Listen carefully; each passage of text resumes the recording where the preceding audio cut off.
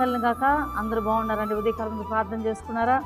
మీ అందరి కొరకు ప్రార్థన చేస్తున్నాం. మీరు ఆత్మీయంగా ఆరోగ్యంగా ఉండాలని. అనేక మందికి సబ్స్క్రైబ్ చేయండి, అనేక మందికి షేర్ చేయండి. ఒకవేళ కొత్తగా ఉంటే సబ్స్క్రైబ్ చేసుకోండి. కాబట్టి ఈరోజు దేవుని వాగ్దానం చూద్దాం. సామెతల గ్రంథము 29వ అధ్యాయము 1వ వచనం. ఎన్నిసార్లు గద్దించినను లోబడని వాడు మరి తిరుగు లేకుండా హఠాత్తుగా నాశనమగును. హల్లెలూయా, ఆమేన్.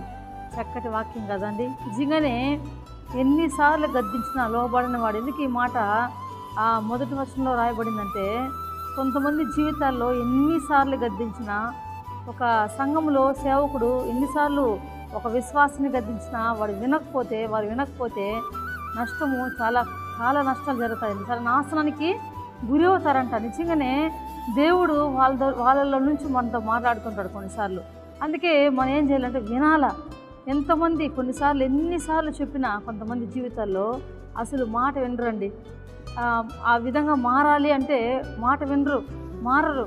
అలాగే ఉండాలని కోరుకుంటారు.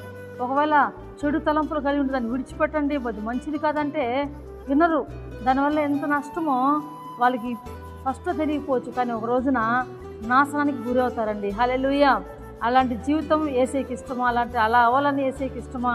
అసలు ఆయనకి ఇష్టం లేదండి. కానీ మనం ఎన్నిసార్లు గద్దించినాను, ఒక సేవకుడు పదే ఒక తోటి విశ్వాసిని నువ్వు అలా చేయొద్దు బిడ్డ, ఇలా ఉందంటే గద్దించినప్పుడు ఆ వ్యక్తి లోపడినప్పుడు వాళ్ళ జీవితాల్లో తప్పకుండా ఎన్నో మేలు అనిపిస్తారండి. లేదు నువ్వు చెప్పేదేమి నేను వినేదేమి అనుకుంటే తన నష్టాలు వాళ్ళ జీవితంలో ఒకటి మీద ఒకటి వస్తుందండి. అందుకే మన జీవిత కాలంలో మనం నేర్చుకోవాల్సింది ఏమంటే, దేవుడు ఎన్నోసార్లు మనల్ని గద్దించినప్పుడు ప్రతి పాపం నుండి, ప్రతి దోషం నుండి, మరి ప్రతి అలవాట్ల నుండి మనం తప్పింపబడి మనం మంచి మార్లు నడిచినప్పుడు మనం ఎంతో మంచి గొప్ప ఆశీర్వాదాన్ని పొందుకుంటాం. ప్రార్థన చేసుకుందాం. తండ్రి నీకు వందనాలు ప్రభా.